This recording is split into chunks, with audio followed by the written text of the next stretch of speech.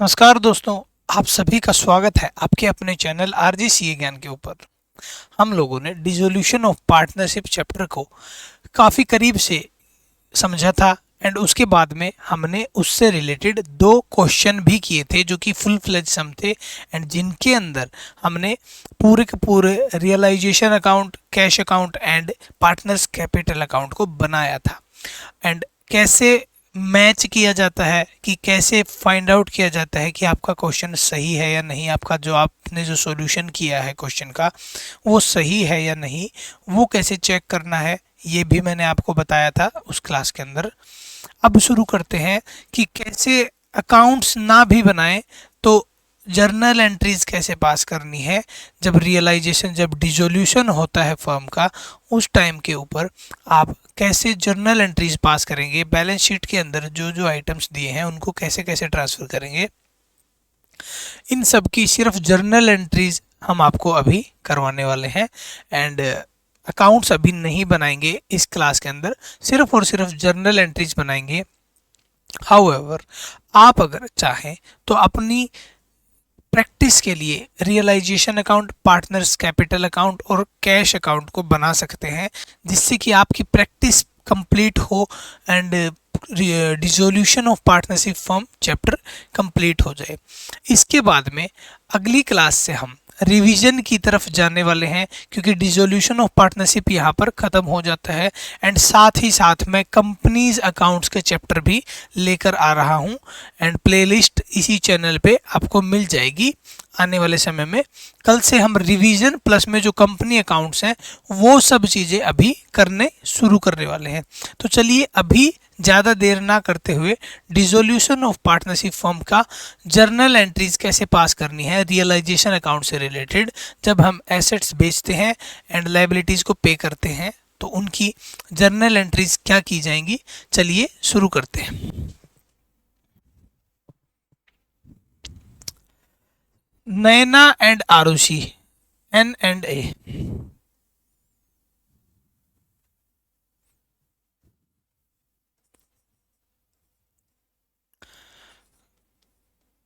ये दो पार्टनर्स हैं जो कि प्रॉफिट और लॉसेस को इक्वली शेयर करते हैं, जो कि प्रॉफिट और लॉसेस को इक्वली शेयर करते हैं। बैलेंस शीट दी गई है इनकी 31 मार्च 2017 को इनकी बैलेंस शीट दी गई है। तो सबसे पहले एसेट साइड को हम आइडेंटिफाई करना शुरू करते हैं। कैश या बैंक, ये सीधा के सीधा कैश अकाउंट में बैलेंस एज ए बैलेंस चला जाएगा to balance PD, to balance cash account. इसका अभी कोई जर्नल एंट्री पास नहीं होगा।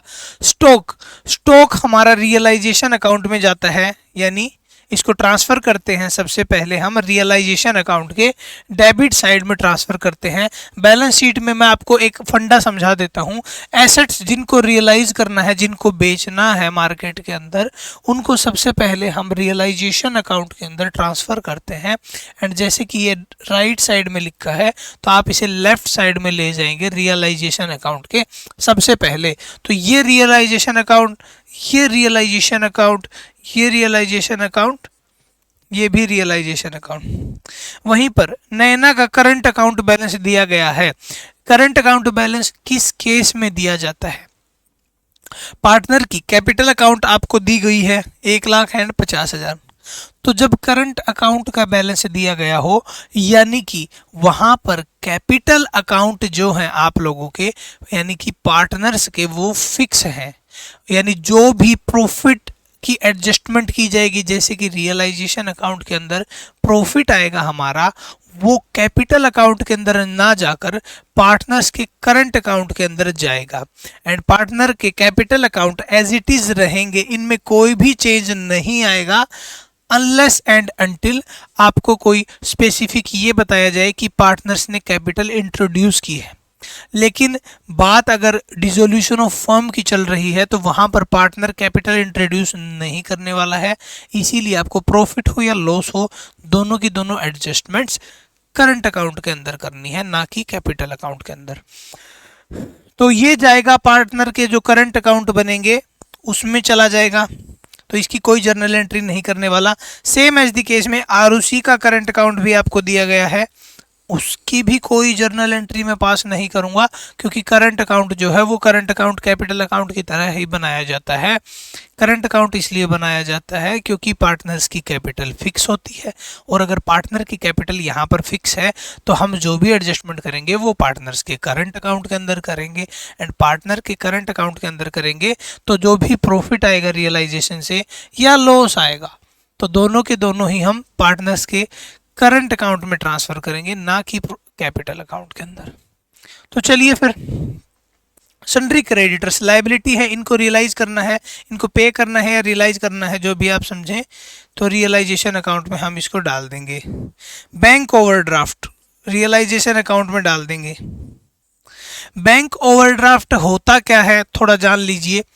जब भी आप बैंक के अंदर पैसा जमा कराते हैं और उसको अपने एटीएम कार्ड से विड्रॉ करते हैं तो वो पैसा आपका ही पैसा है, वहां पर बैंक आपसे कुछ भी चार्ज नहीं कर रहा है, ना ही आप बैंक को कुछ दे रहे हो।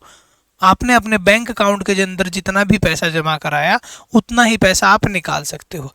लेकिन बैंक ओवरड्राफ्ट की फैसिलिटी होती है जब बैंक आपको आपके अकाउंट के अंदर जितना पैसा पड़ा है उससे भी ज़्यादा अगर विड्रॉ करने की फैसिलिटी देता है। फॉर एग्जांपल, आपको एक लिमिट डिसाइड करके दे देता है बैंक आपके टर्नओवर के बेस पर। वो लिमिट कुछ भी अमाउंट की हो सकती है, 1 लाख हो सकती है, 1 करोड़ हो सकती है, 10 करोड़ हो सकती है। तो उस लिमिट में से जितना भी पैसा आपने यूज़ किया हुआ होगा, सपोज कीजिए बैंक ने आपकी 1 लाख की लिमिट दी एंड आपने उसमें से 50,000 रुपये यूज़ किए हैं उस लिमिट के अंदर में से, तो वो बैंक ओवरड्राफ्ट बन के रह जाती है वो वाली अमाउंट, एंड बैंक ओवरड्राफ्ट आपके लिए एक लायबिलिटी है। आप बैंक को पे करने वाले हैं तो इसीलिए वो लायबिलिटी साइड में खड़ी रहती है। चलिए, ये कैपिटल अकाउंट में ट्रांसफर हो जाएगा, इनमें कोई चेंज भी नहीं किया जाएगा। क्यों? क्योंकि यहाँ पर हमको पार्टनर्स के करंट अकाउंट भी दिए गए हैं, तो इनके अंदर कोई चेंज नहीं किया जाएगा। नैना की कैपिटल में भी नहीं करेंगे, आरुषि के कैपिटल में भी नहीं करेंगे, क्योंकि यहाँ पर उनके कैपिटल अकाउंट जो है वो एकदम फिक्स हैं। चलिए फिर शुरू करते हैं। The firm was dissolved on the above date. सबसे पहले क्या करना है, एडजस्टमेंट्स पढ़ने की बजाय मैं एक काम करूंगा, जितने भी मैंने रियलाइजेशन अकाउंट में एसेट्स ट्रांसफर करने हैं एंड जितनी भी लायबिलिटीज मैंने ट्रांसफर करनी है उनको मैं रियलाइजेशन अकाउंट के अंदर ट्रांसफर करूंगा, यानी कि मैं उनकी जर्नल एंट्री पास करूंगा। तो चलिए मेरे साथ मिलकर जर्नल एंट्री पास करते हैं।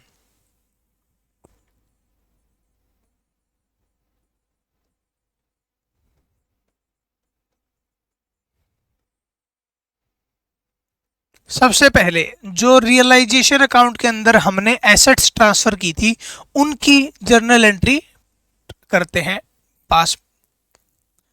तो जब एसेट्स की बात आएगी तो एसेट्स जाएगी डेबिट साइड के अंदर, यानी टू वाली साइड के अंदर, एंड रियलाइजेशन अकाउंट उस समय हमारा डेबिट होगा। टू एसेट्स, एसेट के अंदर क्या क्या था,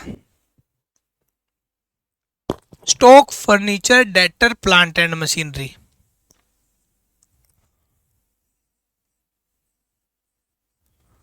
stock,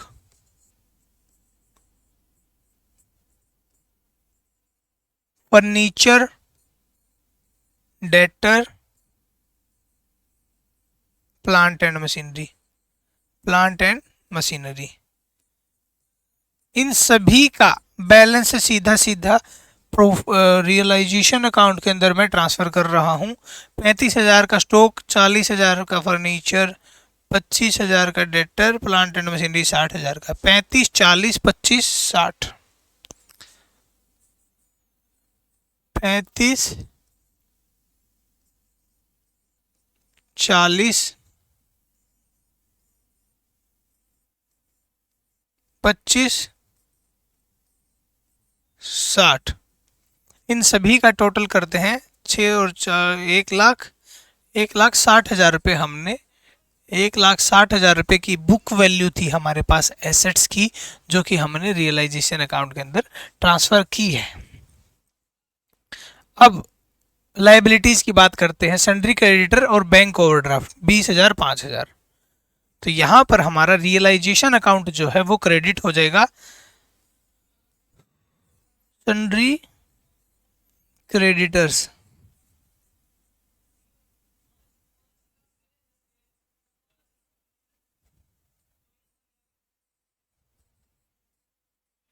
bank overdraft 20,000, 5,000 to realization account.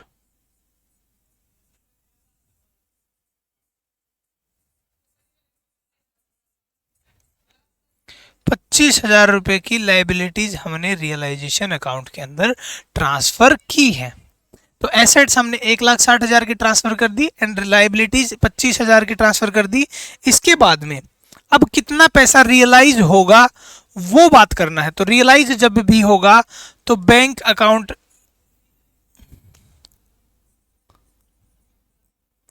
Account में पैसा आएगा एंड टू रियलाइजेशन।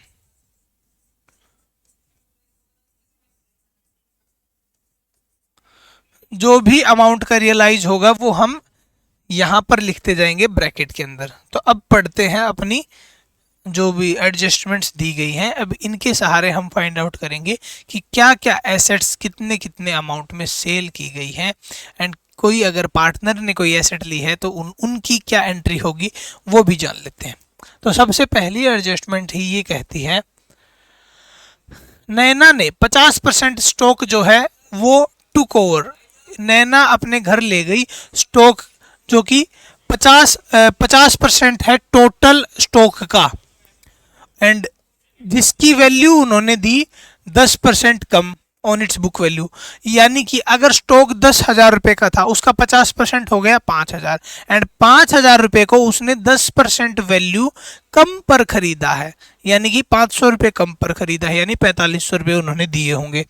तो यहाँ पर स्टॉक की जो भी अमाउंट है, यहाँ पर स्टॉक की अमाउंट है 35,000। चलिए कैलकुलेशन करते हैं, स्टॉक की बात करते हैं। स्टॉक है 35,000 का, 50% लिया नैना ने, 50% अमाउंट होती है 17,500। 17,500 की जो बुक वैल्यू है इसका अगर 10% में घटा दूं, क्योंकि उन्होंने 10% कम अमाउंट पर ये स्टॉक उठाया है, तो 1750 कम दिया उन्होंने। 0,5,7,6 एक सेकेंड 5,1 15,750 रुपए नैना ने फर्म को दिए। या फिर ऐसा कहें कि उन्होंने पैसा कुछ भी नहीं दिया, अपनी कैपिटल में से ये एडजस्टमेंट करवाई होगी, क्योंकि जब भी पार्टनर कोई एसेट लेता है फर्म के अंदर से तो वो कैश नहीं देता है। जब डिसोल्यूशन के टाइम पर वो कहते हैं कि मेरी कैपिटल में से ये पैसा एडजस्ट कर लिया जाएगा। तो इसके लिए जो जर्नल एंट्री पास होनी है वो एंट्री होगी नैनाज कैपिटल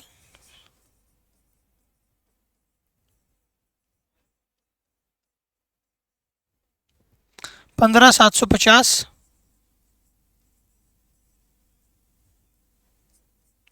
टू स्टॉक या फिर टू रियलाइजेशन।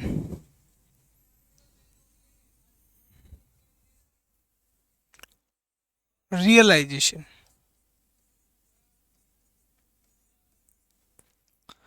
15,750।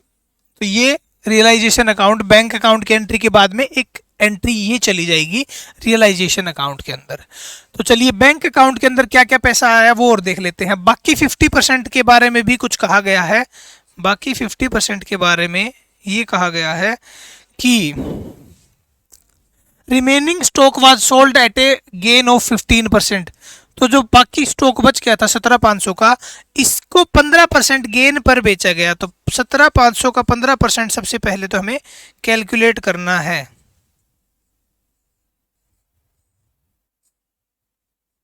15/75, 15/7 100।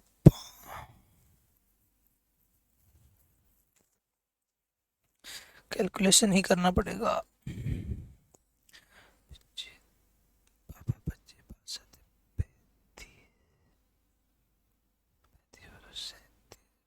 5 35 और 2 37, 5 1 5 और 3 8। उसके बाद में 5 7 1, ये आ जाएगा 5 12 8 1 9 10 1 और 1 2, 2025 रुपए का बेनिफिट यहाँ पर हुआ है। जब 17,500 का 15% आप निकालोगे तो वो 2025 रुपये आएगा। इसको जोड़ दीजिए, 19,525। 19,525 के आपने एसेट्स बेचे हैं, जो कि स्टॉक बेचा है।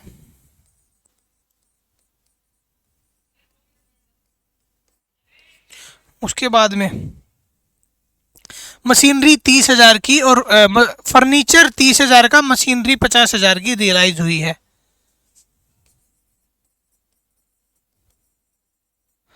50,000 और फर्नीचर 30,000 का। चलिए आगे पढ़ते हैं। एक अनरिकॉर्डेड इन्वेस्टमेंट थी जो कि 25,000 की बेची गई, तो इसको भी लिख लो इधर ही, unrecorded asset 25,000। Debtors realise 90% only, यानी कि जितने भी वैल्यू थी उनकी 90% ही रियलाइज हुआ है। और 1,200 रुपये जो थे वो पिछली बार में बैड डेट्स राइट ऑफ कर दिए गए थे, लेकिन इस बार रिसीवेबल हो गए। अब इस बात का मतलब समझिए, पिछले साल में कुछ बैड डेट्स हो गए थे, यानी डेटर्स जो थे हमारे, जिनको हमने सामान बेचा था और जिन्होंने हमसे सामान उधार में खरीदा था, वो हमारे डेटर्स थे। अब उनमें से कुछ लोगों से हमको पैसा आने की उम्मीद एकदम ख़त्म हो गई थी। वो जो उम्मीद थी वो 1,200 रुपये की थी। अब वो 1,200 रुपये पिछली साल हमने उम्मीद छोड़ दी थी, तो हमने उसको खर्चे में डाल दिया था, बैड डेट्स में डाल दिया था। लेकिन इस बार वो पैसा आ गया। जब आ गया तो उनको भी हम एसेट की तरह रियलाइज कर लेंगे।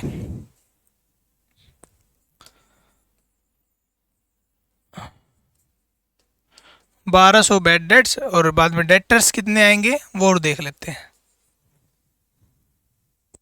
डेटर्स थे हमारे पास में 25,000। 25,000 यानी 90% रियलाइज हुआ है 25,000 का। 25,000 गुना 90%, 22,500 रुपये एसेट इसकी भी रियलाइज हुआ है। चलिए अब ऐड करते हैं सभी को।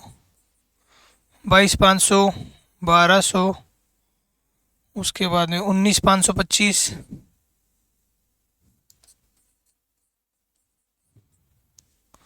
मशीनरी 50,000, 30,000, 5 2 5 2 7 और 5 12, 9 1 10 2 12 और 1 13, 3 5 3 8 1 9 और 2 11 और 1 12, 1 23 225।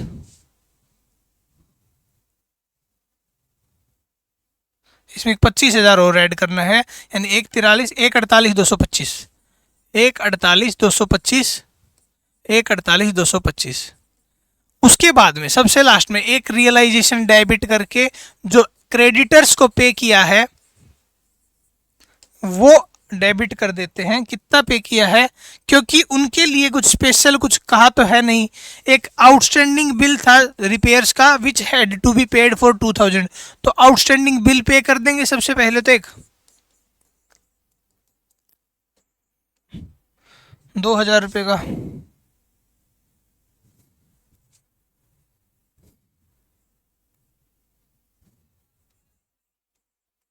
2,000 रुपये का आउटस्टैंडिंग बिल, और क्रेडिटर्स एंड ओवरड्राफ्ट को यहां पर हम पे कर देंगे। ओवरड्राफ्ट, क्रेडिटर्स और ओवरड्राफ्ट को यहां पर पे करवा दो। 20,000 और 5,000 पूरा पूरा पे करवा दो, क्योंकि क्वेश्चन में तो कुछ कहा नहीं है, इसीलिए इनको पूरा पूरा अमाउंट से पे कर रहे हैं। 25 25 और 2 27,000 से रियलाइजेशन अकाउंट डेबिट हो गया। अब सबसे लास्ट में एक चीज और रह गई है, एक वर्कमैन कॉम्पनसेशन रिजर्व था, फंड था आपके बुक्स के अंदर। इसको राइट ऑफ करने की एंट्री बस पास आउट करनी है, ये आप कर सकते हो। वर्कमैन कॉम्पनसेशन रिजर्व जो होता है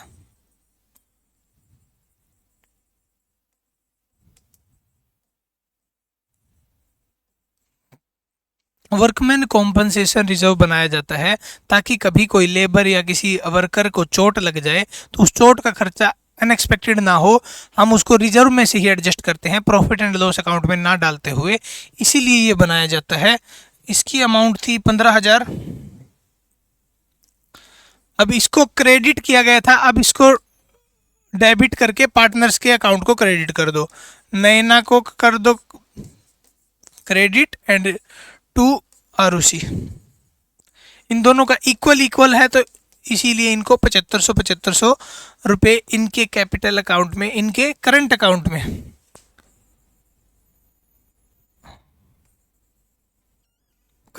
ट्रांसफर कर दो। एंड बाकी सबसे लास्ट में एक काम और करना है, जो भी रियलाइजेशन अकाउंट का प्रॉफिट आएगा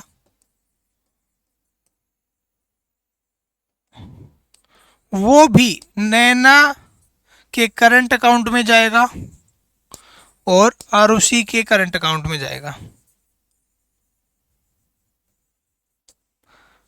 प्रॉफिट कैसे निकालना है ये आपकी जिम्मेवारी है।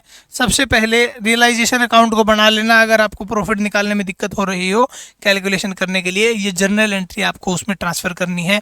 अगर नहीं आ रहा है तो ये आप हमसे पूछ सकते हैं, लेकिन मैं चाहता हूं कि आप ये खुद बनाएं, प्रॉफिट कैलकुलेट करें, उनको इक्वल रेशियो में डिस्ट्रीब्यूट करें एंड डिस्ट्रीब्यूट करके उनको पार्टनर्स के करंट अकाउंट में डालना, कैपिटल अकाउंट में मत डालना, क्योंकि ये क्वेश्चन साफ साफ कह रहा है कि पार्टनर्स की जो कैपिटल है वो फिक्स है। कह नहीं रहा है, आपको समझना पड़ेगा, क्योंकि कैपिटल और करंट अकाउंट दोनों दिए गए हैं, यानी कि कैपिटल फिक्स है क्वेश्चन के अंदर। तो यही था इस क्वेश्चन का सार।